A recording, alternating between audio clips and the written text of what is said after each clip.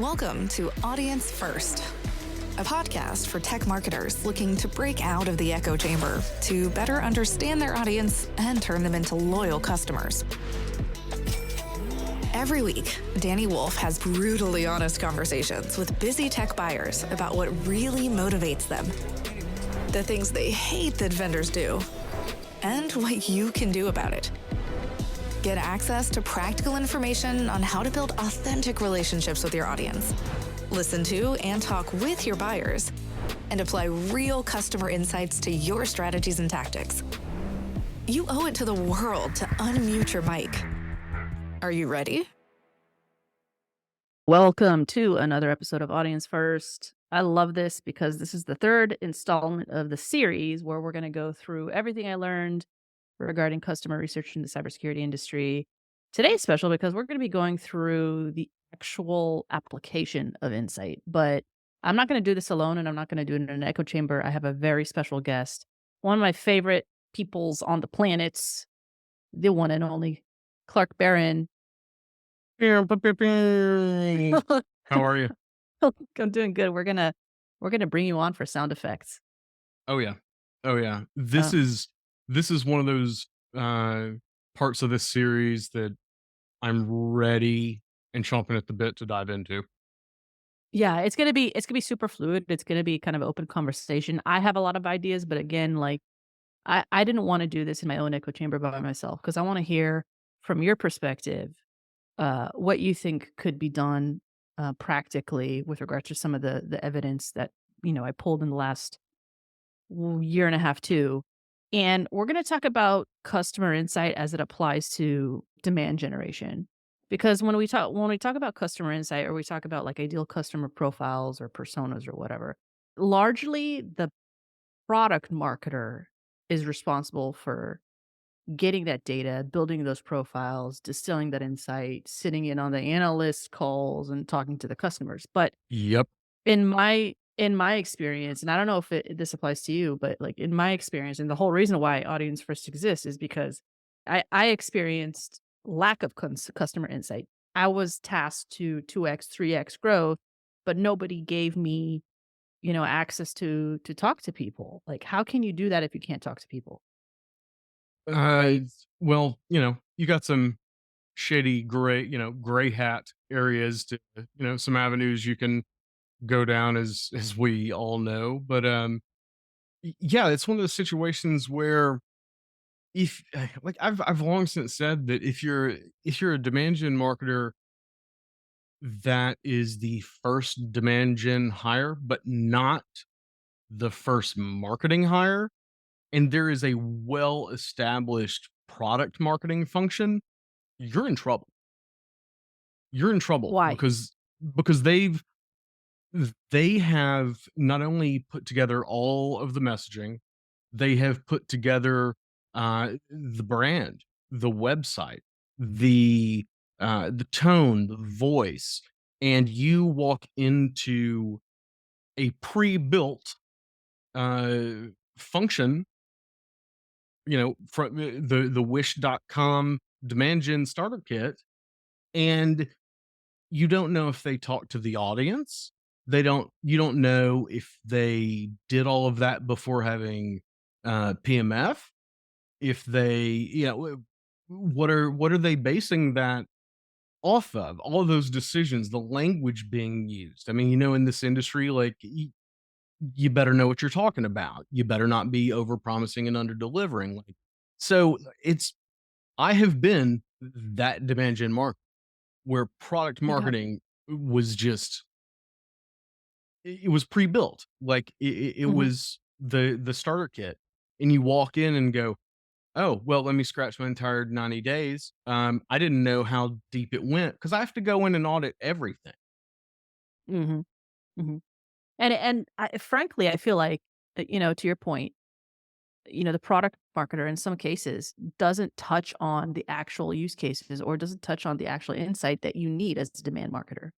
Like, all the data is great and the data that we dig for is great, but I need very, very specific questions to ask people. And I don't have that answer in the data. That's something that I've experienced as well, and one of the Serious reasons lack of why I just qualitative. yeah, yeah, serious lack of qualitative for sure.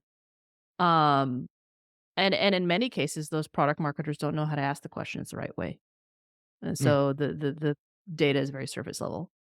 yeah. Um, so yeah, I think it's interesting. This is going to be a good conversation. I actually want to ping some ideas off you. I think what we're going to do today is we're going to do kind of a quick recap of major themes heard throughout the podcast in the last year and a half. Then we're going to go through a list of, potential tactics that you can pursue based off of that evidence. And we're going to kind of yay or nay it and have a conversation whether or not those tactics are good or not. Again, I don't want to do this in the silo, so we're going to talk to each other, Clark, and hopefully those who are listening to this episode will pitch in as well. Oh, yeah. So let's dig into it. I'm so down for this format. Yeah. Yeah, yeah, super fluid. All right, so in the last episode, I talked about I think 15 or so insights distilled in 50. I don't even know how many insights, but basically 15 minutes of insights. And I largely start the conversation with every single practitioner. Why do they do what they do in the industry? Like, what is their motivation for working in the industry? And the most common theme that I see is that they're driven by a sense of duty and they like solving complex problems and breaking things.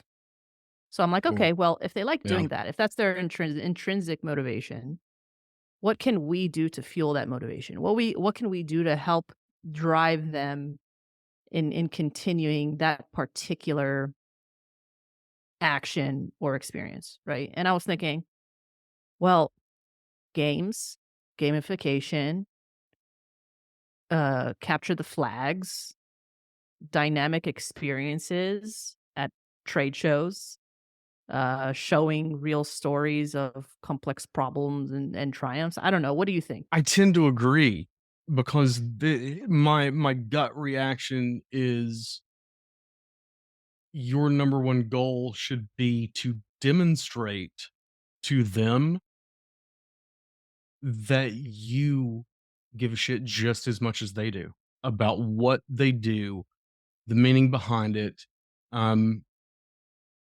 that you care, and Mhm. it's one of those qualitative things that it's there's a fine line to walk, and it can be pretty difficult to come up with that where you're um you're given limited touch points, interactions, engagement points to demonstrate that, and enough to kind of get somebody on board or curious about what you do. Um, but getting on their level and not only showing that you care about the industry as a whole, like if you, particularly in cybersecurity, don't just demonstrate that you are a marketer. Yeah. Demonstrate that you are a cyber security marketer or just a Oh, yeah. security marketer. Like, and it goes so much deeper than just learning enough jargon where you don't feel embarrassed about unmuting your mic on a call. Mhm. It's like, speak the language, know their jargon, like what Yep. they actually call the thing that you made up the stupid buzzword for.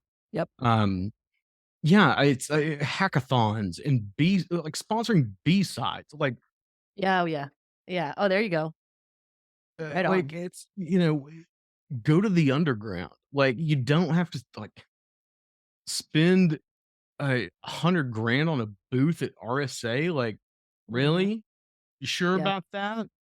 Because you could Mhm. distribute that budget across the entire country and go to so many B-sides and learn what's actually going on. Like that is the water cooler. That is what, like, we're talking about practitioners. That's what they give a shit about. Show that you Yeah. respect their world, you And know. the way they do things too, the way they operate. I think Yeah. I think I think, I'm gonna reference them, quite aggressively in this episode because I think they're doing a good job.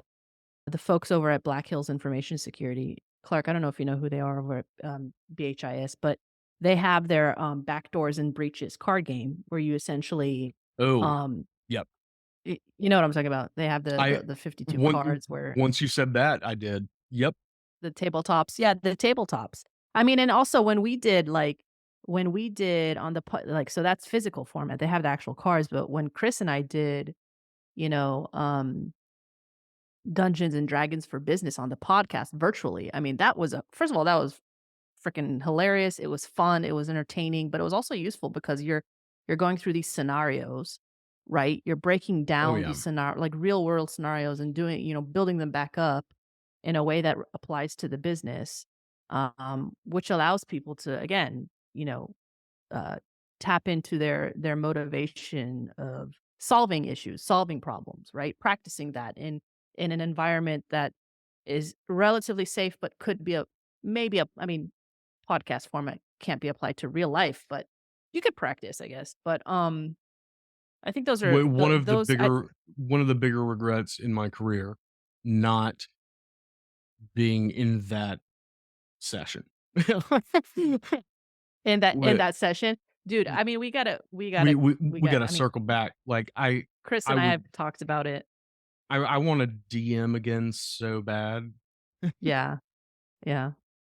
All right, so let's go to the second one. We talked about challenges. The recurring theme regarding challenges that they're struggling with tech complexity. And when I say tech complexity is like tool saturation, Yeah. oversaturation of tools, and also communicating to non-technical stakeholders like the boards or even the CEO or the Yep. CFO. Cool.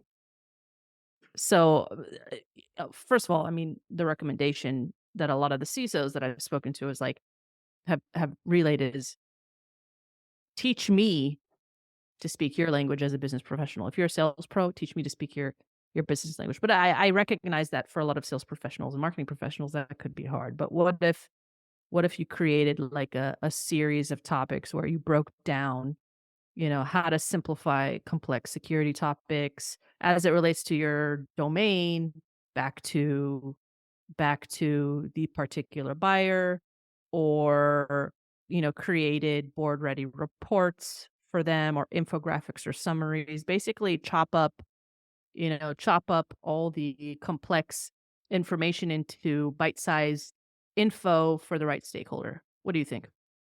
Yay or nay? Yes, 100%. Like you absolutely must speak different languages. And no, I'm not talking about Python or Ruby. Like you have to be able to speak sales. You have to be able to speak uh, project management, product, executive. Those are all different languages. And if you're claiming to be a marketer worth their salt, it's your job to persuade people. It's your job to disseminate information, distill it down to what can communicate a message in the most effective and efficient way possible. It's literally what you're there to do. Now, I have qualms with internal marketing, as it were, but I think there's a difference between being cheerleaders for the company and serving a very unique, needed utilitarian purpose that you are uniquely qualified to do. I just thought of this. I was on a call earlier today. I can't say who or the company. Um, I want to blow your mind for a second. That's on in the same vein as what we're talking about here. I spoke with a VP of marketing today in cybersecurity that part of onboarding and part of being a marketer on this individual's team, every marketer is required to get their Security Plus cert. Whoa, whoa, whoa. Okay, that is super valuable, but I'm going to play devil's advocate. I couldn't help What but do if the they same. got what Yeah, if they got their certification for actually doing their job? You know where I'm getting at? Like I do. you could be savvy on the security side, on the technical side, but you gotta, like, y you have to nurture your foundation of who you are as a professional. I get I don't that. wanna say soft skills, but your communication skills, your relaying of value. You like I don't know. I think that's a great feat. I think that's awesome. It's a differentiator for sure, but you have to nail the soft skills first, in my opinion. I totally get that, and I that's kind of along the same lines as what I thought as well. I was like, "Ooh, that's hardcore." However, I love it. I Yeah. absolutely love it, um, for a couple reasons, but, the more I thought about it, um, to what you just mentioned about developing those other skills is, as a really good marketing leader, I can teach those things. Like, Yeah. you can teach those things, like, the best leaders out there, but it's almost like bragging rights. Like, we've been using the word elite here recently. That's elite, and that just struck Yeah. me as something so out of left field. Like, it blew me away. I was like, "That's What that's either if okay, one of the most we gotta take this offline. risky or" yeah, Yeah, yeah. What if no, I love it. like, not even their A Uh, plus, like, security plus. Like, that's, that's the A team, the varsity. That's wow. yeah. But yeah, speaking different languages and being able to demonstrate that you, I honest to God, I think it all just comes back to respect.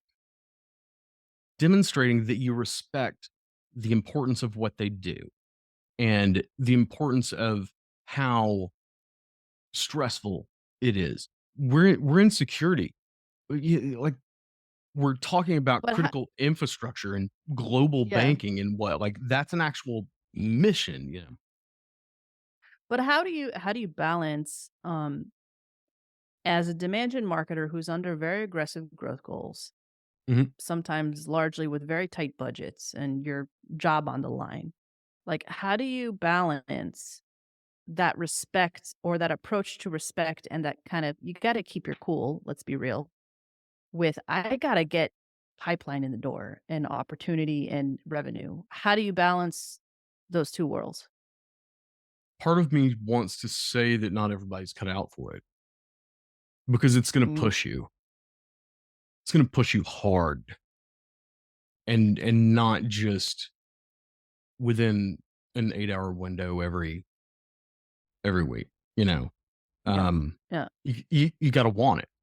Um, but if you're just going through your paces and you're in the industry trying to balance those expectations and goals that have been set for you with some of the more qualitative, quality of life, but also value driven stuff that you're trying to work towards.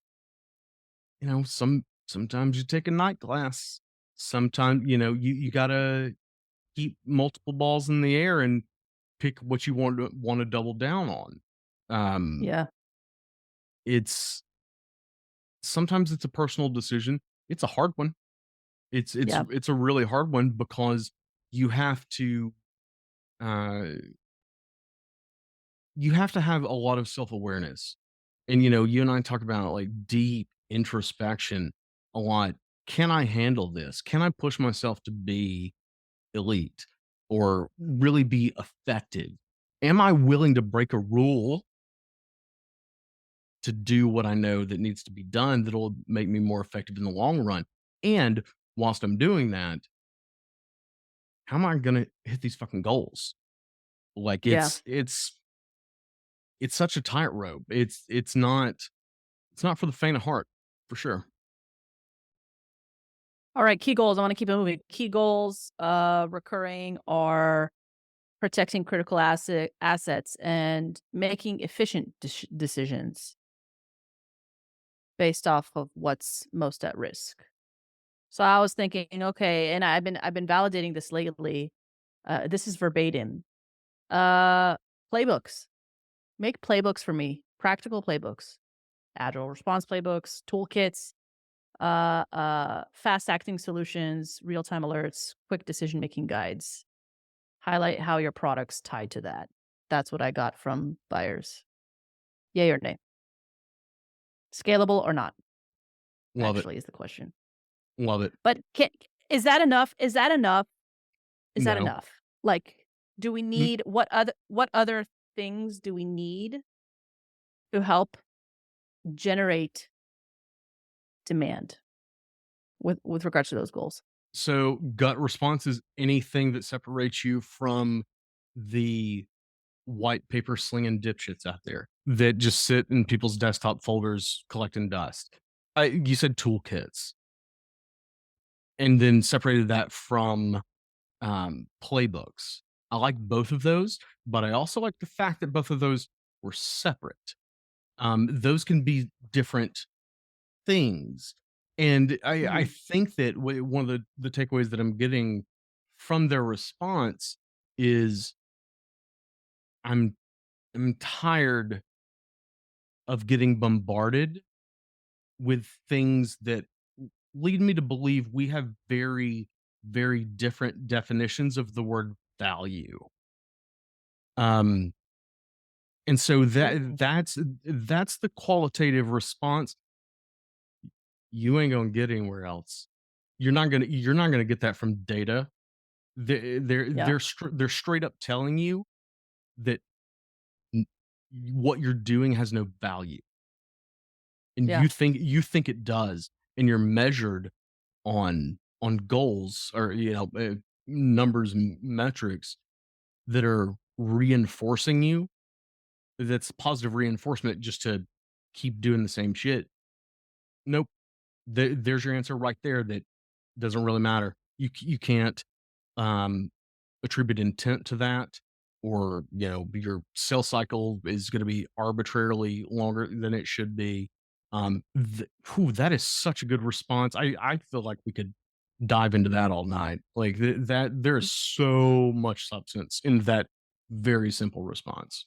Triggers There's for evaluating new solutions. yeah. The existing tech is not cutting it out, or there are regulatory changes, and they need technology that supports those changes.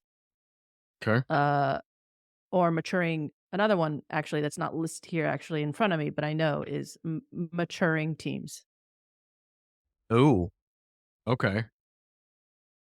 Now, here's where I was kind of stumped on, like, what could be a recommendation from a DG standpoint, like uh, maybe segment like a really practical newsletter on intel or threats or regulatory changes and those implications, and position the solution within the like.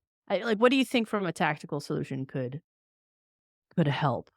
So Or maybe a product video series related to the disgruntled buyer from the old competitor, but this is what we do better. I don't know. I'm trying to think out loud. the first thing that comes to mind is trying to pull out those little nuggets from that, Mhm. and I think that there are some insights there that could possibly inform your messaging and maybe even inform design and copy choices in your ads. And I'll tell you why. Mm. Um, when you say that they're saying that, what was it like exactly? The number two on the list, that the product wasn't. What? How did The existing tech wasn't cutting it anymore. wasn't cutting it? So as a marketer, I want to know if their current tech actually wasn't cutting it, or if they were sold some shit that didn't need. Mm. And so between that and like a direct comparison, there's a lot of actual pain points that you can start to poke, that they may not have even known that they just told you. Mhm. So I think of that Where as a messaging, and you know, so what in your opinion is the best way to extract that qualitative data? Because it likely will not be you doing that as a marketer. Likely will be an SC or an account executive trying to get that. My fear with that is that, again, because you are not in control as a marketer of that conversation and you're looking for a specific data point, that AE or SC might not, they possibly will, but might not be asking the guided or the open-ended questions you need to get that data. So how would you navigate that scenario? um, this is one of those where my opinion ranges from very um milk toast and tame all the way to completely unhinged. Um, level one is, hey, make as many friends internally as you can. Make your intentions known. Relate your intentions to their desired outcomes, and see if they'll ask some questions for you. If you're not going to be the point of contact, prove how giving a list of a few questions to them to be answered is going to benefit both of you, whether it's the company as a whole or just making you two folks look good at a reporting sesh on Google Slides. um the complete opposite end of that spectrum, which I'm uh, becoming more and more a fan of, is take part of your budget and just bribe sales. Just give them, Yeah. because at the end of the day, they're there for money. That's why they're in sales. Mad respect. That's a so play to that. Every Yeah. single every single piece of insight that you get me, here's your top 10 most wanted. The number one piece of information that I want to know that only you are ever going to have access to getting. I need you to go inception these people and ask them this question, and then plant this totem in their brain, or whatever they do. I don't know. It's movie Mhm. made no sense. um but yeah, it just bribes, just old school duffel bags full of cash. I don't care. I don't care. The only thing that matters is is figuring out how your audience thinks and how your potential buyers Mhm. think. And that changes on such a constant basis that this can't just be a one-off thing. That's why I say allocate budget to it. Just to you know, pay off the AE mafia. I don't care. Get me the info. I'll wear an eye patch and, you know, whatever. So you were talking about, well, if the tech wasn't cutting it, then we could spin up an ad campaign to optimize copy and landing pages or something like that along those lines. I think that video is going to play hard for me right there. Mhm.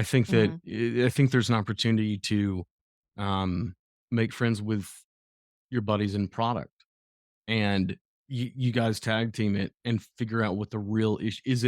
Is it a you got duped problem, or is it a tech problem?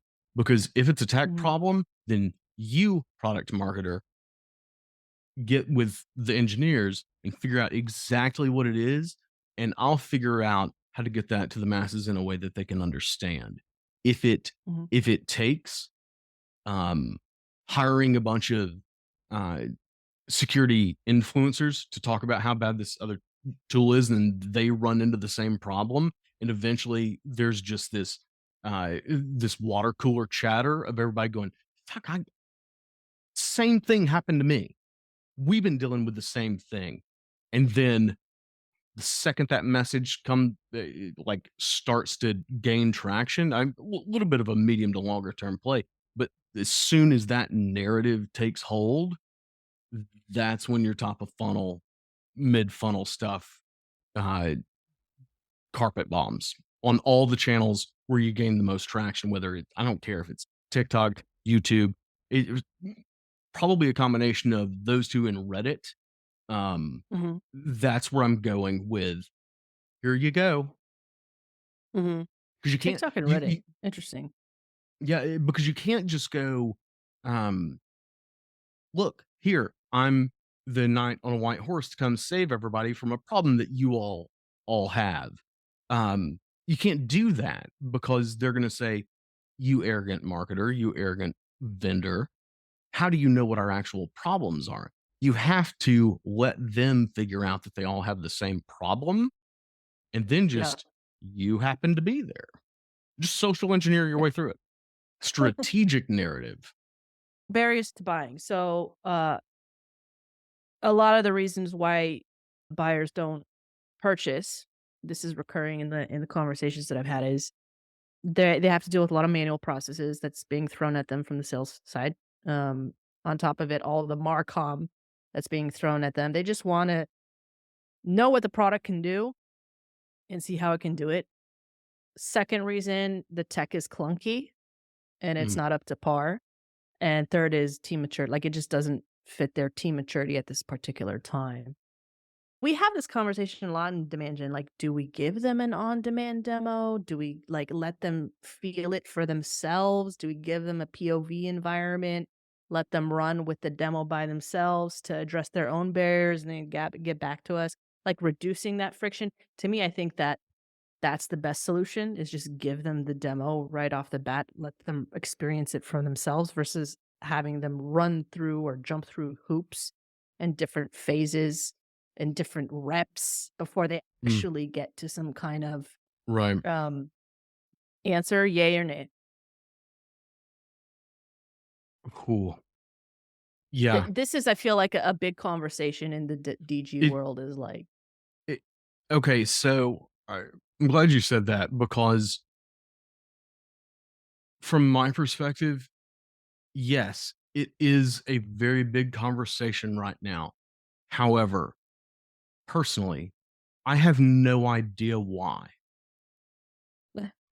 Why? well, I mean, because there's always like, okay, so the answer that I've gotten from product is, "Oh, well, we don't want our competitors to see our platform and, If you were confident in your competitive." product, you wouldn't give a shit. Don't tell me Mm, that. I mean, that's the thing. Like, think of it this way: everybody's so worried about. I've known orgs that uh, only let certain individuals give demos or even say that demos are available, like Mhm. in person or whatnot. Like it's so hush hush. Like maybe at the Palo Alto level, at the like behemoths, like sure, there's some proprietary stuff there, but like your Series A venture backed open source project that you got $5 million seed round for, you have to build in plain sight. You need to be showing that process and how dedicated you are because what other option do you have? You're not Mhm. big enough to for anybody to have a reason to trust you or listen to you. Put it this way: if you want to buy a new car, let me ask you this: you go to a car lot and you see a sales dude in cargo shorts about to try to sell you a car, power walking towards you. Do you go toward him Mhm. or do you move away? No, I'm definitely moving away. Trick question. You go buy cars out of a vending machine now because you're so Yeah. sick of that sales process. Like Yeah. why are you I mean kind of an adjacent argument to like gated content. Um it's if you have something that actually has value, if your product is good enough, it solves a problem for the practitioners, the mission, and provides some uh, business, like actual business aligned outcomes. If you combine that with a marketing department that knows what the hell they're doing and can communicate that effectively, give away the barn. Let them see everything. Yep. And Yep. because they will let you know. You're not going to force them into, you're not going to shove them further down the funnel. They dictate that pace, not you. Mhm. And so I love that. where like the on demand demos, that should be a thing across the board, because you also have to take into consideration that there is, I believe there is merit in beating on your own chest a little bit and just being like, yeah, here it is. What do you got? Mhm. Like Mhm. there's not enough. There are a lot of toxic things in the industry, but there could also be a little more room for bravado and Yep. pride in your work, and not being afraid to just like, here it is. Do you want it or not? Don't care, because we're going to take over the world anyway, because it's awesome. It's with demos in particular, there's always that conversation also, that just to touch on another point of more friction internally in having that conversation, is it always gets brought up that it's not technically possible, like the on demand, like there's so much involved, like you can generate dummy sets of data. You can get a platform like Shout Out Nevada, other platforms like it, where it just shows like it's an on rails experience that you can control. You can gate it or Yep. not, like whatever, Mhm. like anything you can do to show that off, like, who, what, cars and vending machines. That was the answer to friction in the buying process. This is why no one wants Yeah, to talk to a 100%. human being anymore. But Yeah. I digress. Yeah. Well, Chase is doing that. Chase Cunningham, he's created Demo Force, which is basically letting people test products in their browser with no install or no downloads. You get that VM environment spun up. Oh, that's sick. Use you get the analytics also. You could take a look at, um the evolution of the usage, um so that you're improving, over time your experience of the actual product as well, which is pretty cool. So What we'll give them a what's that shout out there. Yeah, Dun, demo-force.com. word. Pretty cool. Yeah, cool. Awesome. Um, all right, buyer's journey. Cool. Buyer's Like, journey. Everybody likes to create a big jumble of the journey. But mostly they're saying, "Hey, like I know what my requirements are. I do my own research. I talk to people. I look at forums. I talk to my Slack community, and then when I'm ready, I reach out to the form or the salesperson and I get on the phone. That's it. No complex, squiggly. I mean, have you heard anything different in your experience tracking customer journeys, buyers journeys? here is my today has been a very long, exhausting day answer.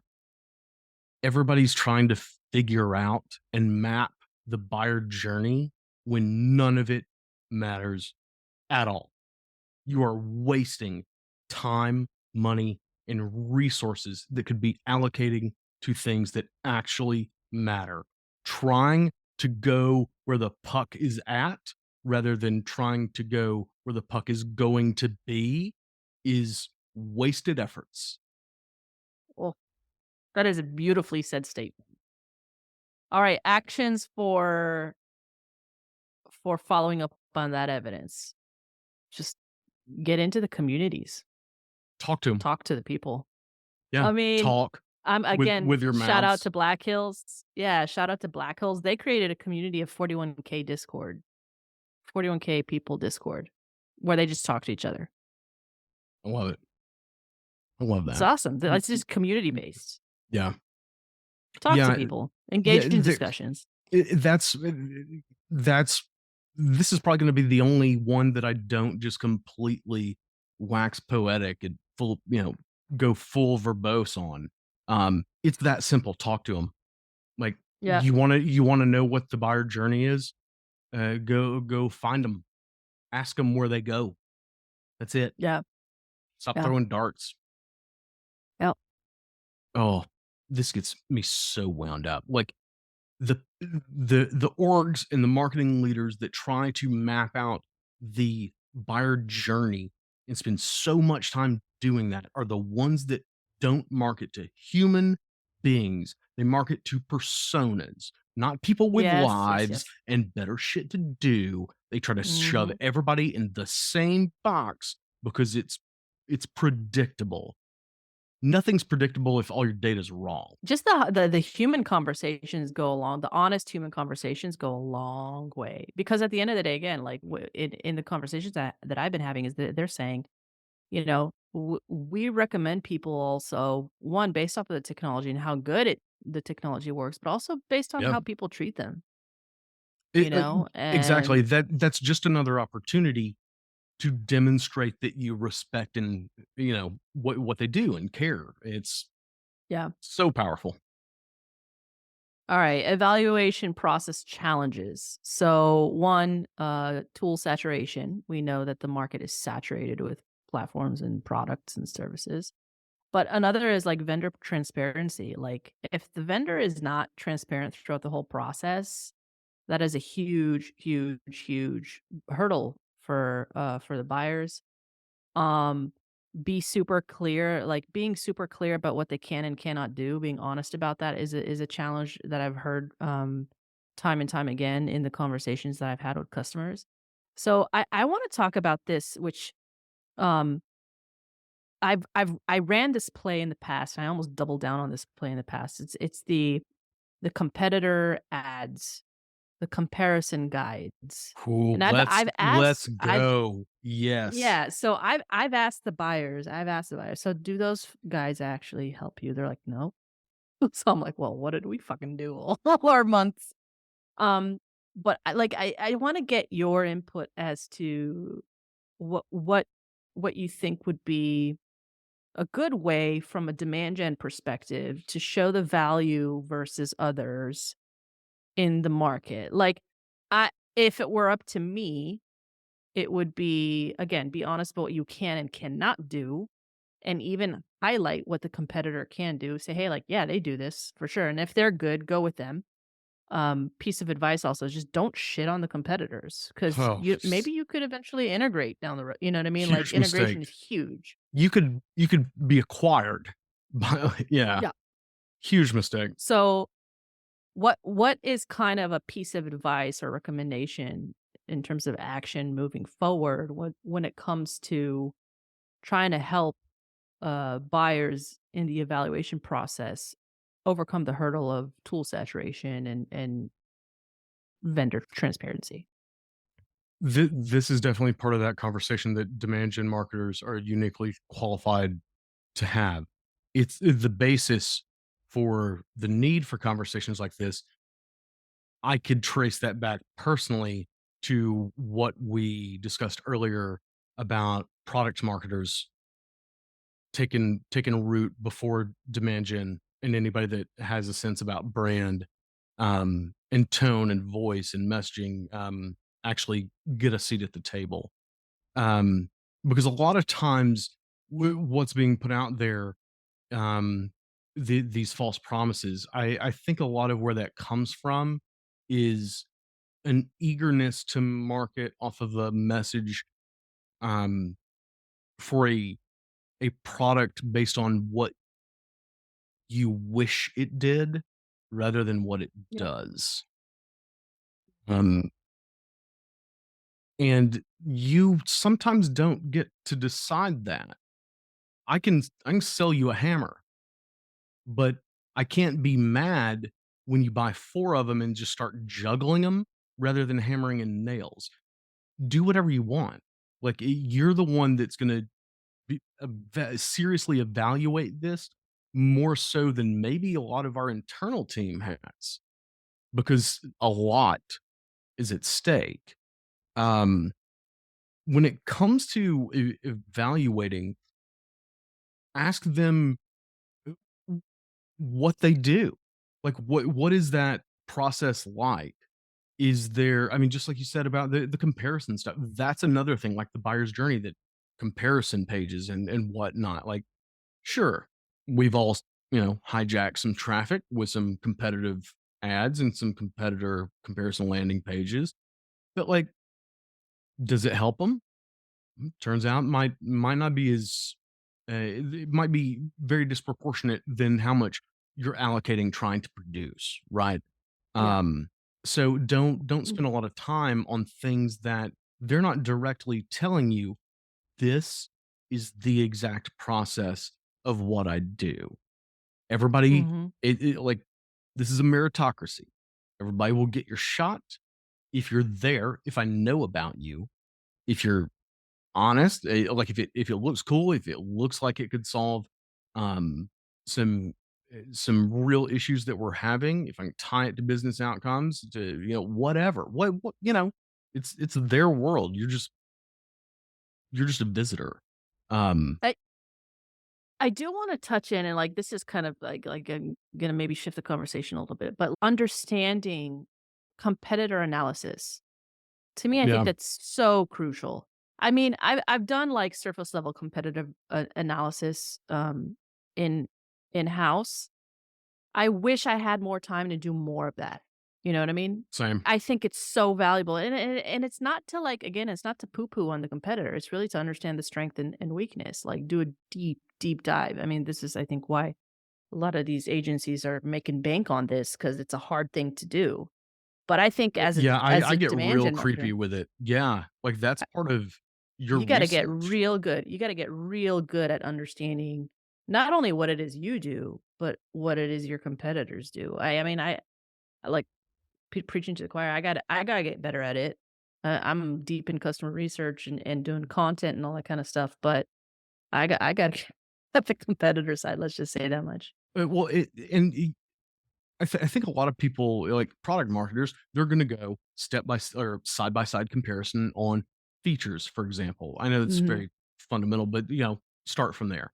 Um, Creatives or designers are going to look at their user experience, and whatever content marketers are going to look at the value of the content, what's gated, what's not. Like, what do they think is important? One of the things that you have to be really careful of in doing that type of research is that's one of the few times that I always advised it's okay to zoom out Mhm. big, zoom out very wide, because you might have an identical product, but they're crushing you. And if you can't figure out why, if you're only going to their website, you don't know. You need to be able to like you need to become friends with a lot of open source intelligence analysts and figure out how to track down exactly their brand's digital footprint everywhere, because it could be in their messaging, it could be in their distribution, it could be certain channels, um, LinkedIn ad library. Like, who knows? Yeah. They could be on the roads, being the ones um, sponsoring all the B sides. You'd never know if you're just looking at their website. Yeah. 100%. You gotta know them inside and out.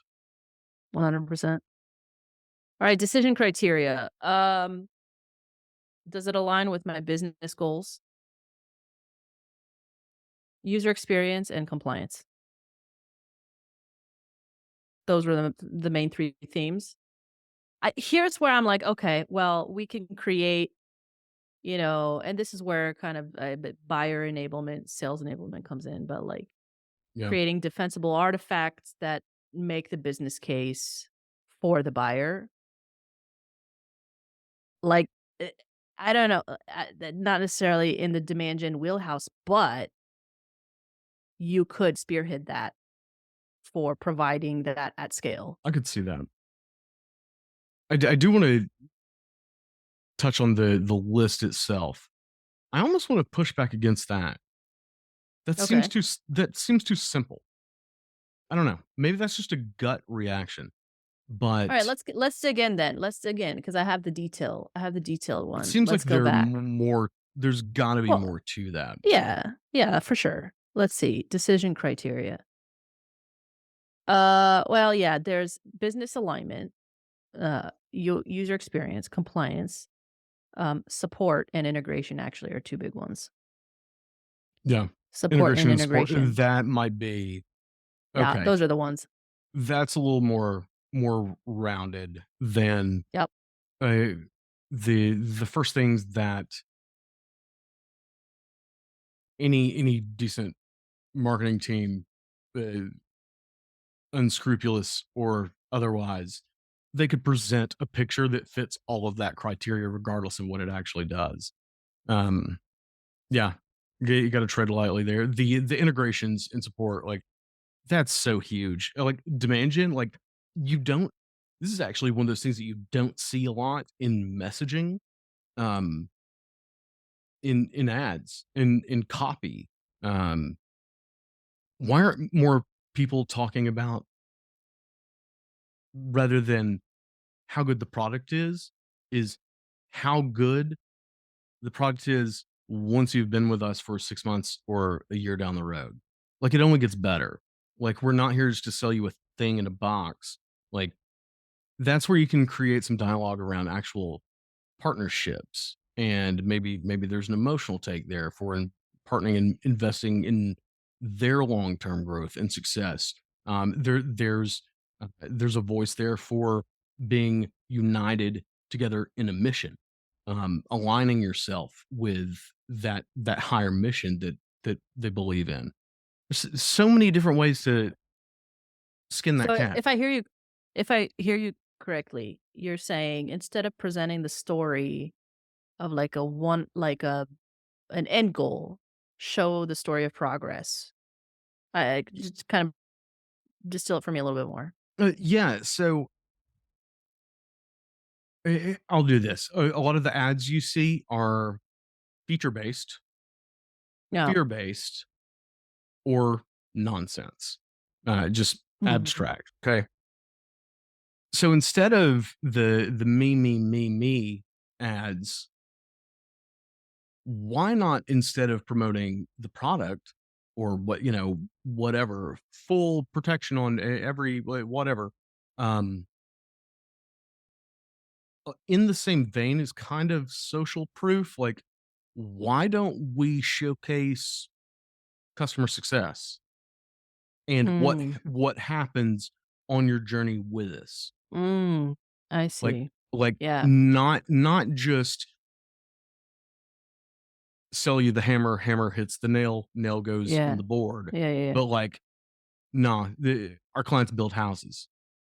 Yeah. I love that.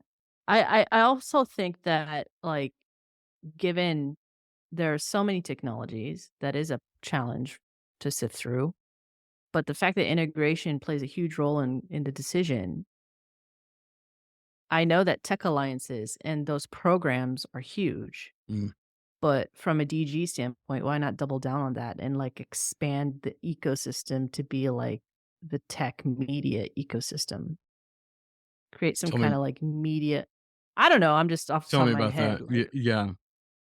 you know, What does off the that what top of does my that head, look like, what does I that don't know, look like, like? bring on the heavy hitters from some of the larger logos that are aligned with your technology and run programs with them. Utilize their clout and their pull and their logo and their brand affinity and showcase the story, but also, showcase the partnership and how it works and what are the implications. Like, talk about that integration, double down on the story of that integration and why that integration is critical and how it works and go into the nuts and bolts of it all. There's so many Like, stories to be told there that people just aren't telling. Like, I come instead of from like, I we integrated with this, woohoo! But like, okay, but the general press release, like, go even in more right. detail. Get, you Right. know, It's tactics in how you present it, because I come from a screenwriting and filmmaking, like independent filmmaking, directing background, like 100 years ago. That's where my brain goes when it comes to narrative. So rather than doing a generic PR blast, email who's it's, and wasting money on a bunch of display ads to tell everybody that you now integrate with, huh? Um, you take that and take it to the people that are already with you, that are yeah, benefiting from the new thing, I'll do you one better. Instead of going, "Hey, if I make up a quote that you said, will you sign off on it so I can put it on my thing for some we're gonna try some social proof." Bullshit. Here's what you do. You take you take 3 days out of the week, you get somebody on your team with a camera, a decent mic, a couple of lavalier mics, and say, "Hey, can we come to your headquarters and like you just like show us around and like let us shoot a couple things like wherever is allowed, whatever.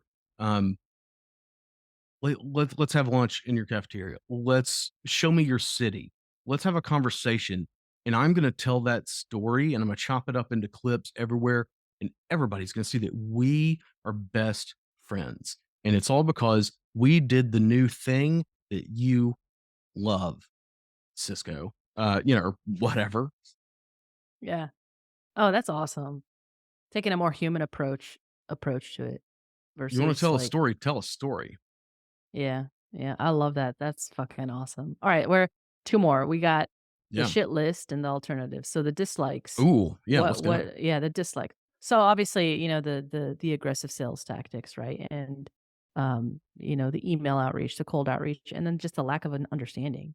Now here's where the shameless plug comes in, because if you're not understanding, then you take Audience First Academy and you sign on with Audience First and you learn about the customer, and we do that hand by hand with you.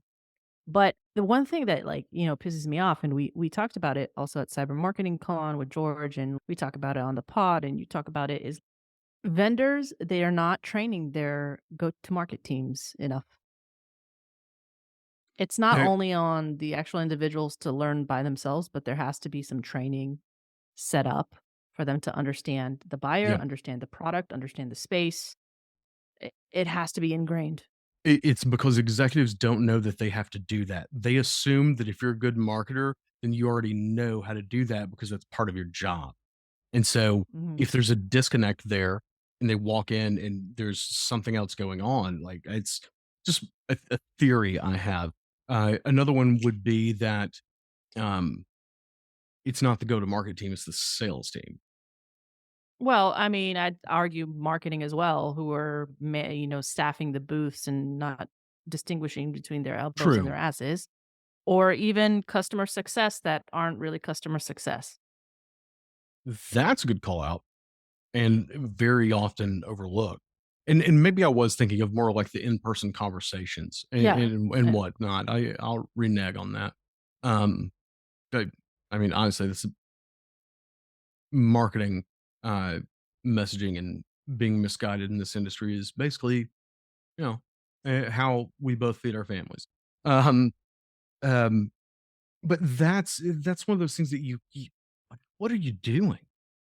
Yeah. I know that both of us look in from our perspective and go, it's so obvious. It's so obvious.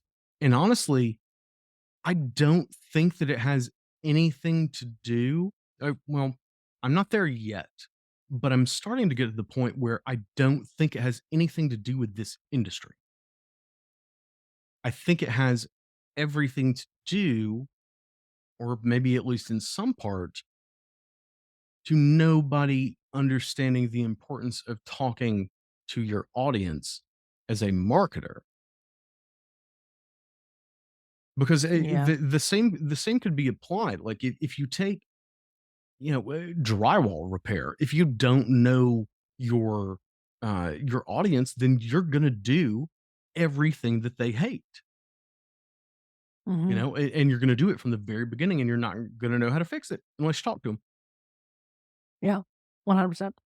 I think that's also, and this is where I listed also, like, you can enroll in Audience First Academy, but you just got to start building relationship capital. You got to start, Oh yeah, connecting with people. And that also is yeah, something that a lot of people can't successfully do, like, need a little bit of guidance on how to do. So we might throw out a guide somewhere. All right, last one. Last one, yeah. fast one. Likes and vendors. They value genuine connections and relationships and clear communication. I think this has a lot to do with the customer success program. Mhm.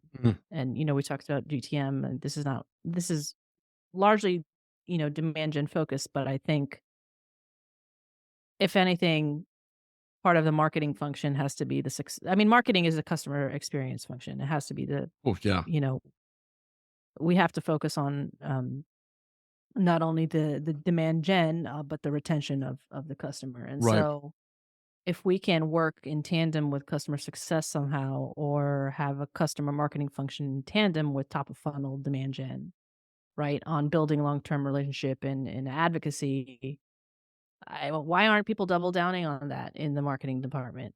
Like, that's more resource saving than going all out on DG. What do you think? It not being able to see the forest for the trees, not seeing long term, whether it's their fault or not, um, if they're being held to goals that don't incentivize those types of behaviors, they're never going to do them. Never. Mhm. It's and this is where the introspection comes in, like, what kind of marketer do you wanna be? You know? Yeah. Um, but yeah, if there's no incentive there, then yeah, it's also why the same organizations that, um, sales and marketing are incentivized to, get in a fist fight with each other behind a Wendy's. It's Mhm. so weird. Like, and all I like the way you put that, like, all kind of coming through, customer success. If marketers understood the power in that partnership and that alignment, like, if you're fortunate enough to have a fairly robust CS team, you need to be doubling and tripling down on fostering a long-term relationship with that team internally just as much as you do with sales. They can be an advocate Yeah. for you, they can gain insights for you. Um, yeah, I really like the customer success program. And, like, from the DG perspective, what we talked about earlier, like, that's another experiment to run in your copy, in your ads, is let's highlight how awesome we are after we have your money, not just when we're trying Yep. to get it. Alright, there you have it. You're coming in, you know this stuff, but I've regurgitated this so much that I'm like, well, it just is kinda table stakes. So, like, what do you think? Do you think this direction is realistic, is able to scale growth at the rate that is expected of startups these days? Like, do you think this is a holistic, healthy approach that is, I mean, it's evidence-based, but tell me what your initial thoughts. Yes, it's Mhm. the like, this is one of those things that I have no problem being staunchly dogmatic about. This is the way to do things. If you're marketing to people, talk to the Yeah. people.